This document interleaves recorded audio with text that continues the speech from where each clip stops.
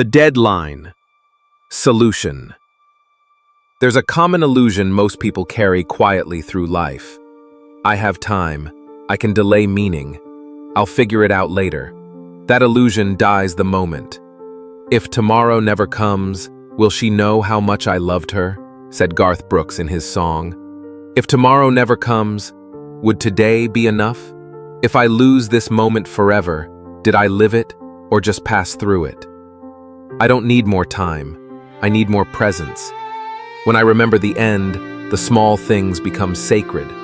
Archimedes said, "Give me a fixed point, and I will move the world." He meant it physically. With a lever and a fulcrum, anything can be moved. But philosophers took that idea further. Epictetus said, "Without a stable principle, reason, or virtue, life becomes chaos."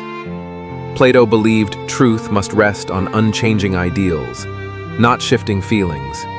Aristotle pointed to the unmoved mover, a final cause that grounds all motion, including the soul's longing.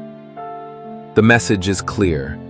To live well, you need a fixed point, something unshakable inside or beyond you. Modern psychology agrees. Healing doesn't come from endless analysis or feeling management.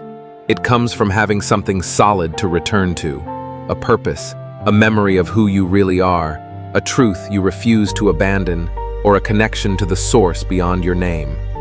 Without a fixed point, you drift. Every emotion pulls you in a new direction. You mistake motion for growth. You spend years avoiding your own becoming. So, what fixed point actually holds? Most things, beliefs, emotions, values, change. But death does not. It is objective. It is universal. It cannot be denied, interpreted, or postponed. We are born unconscious of our beginning, but we awaken the moment we become aware of our end.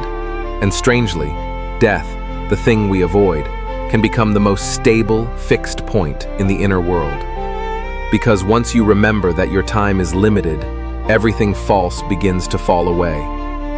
It brings focus. If I only have this one life, what matters now? It brings freedom. I don't have to live for appearances or approval. I don't have time to keep playing someone else. It brings urgency. Now is when I shape, not tomorrow, not someday. It brings humility. I am not a god, but I am not meaningless either.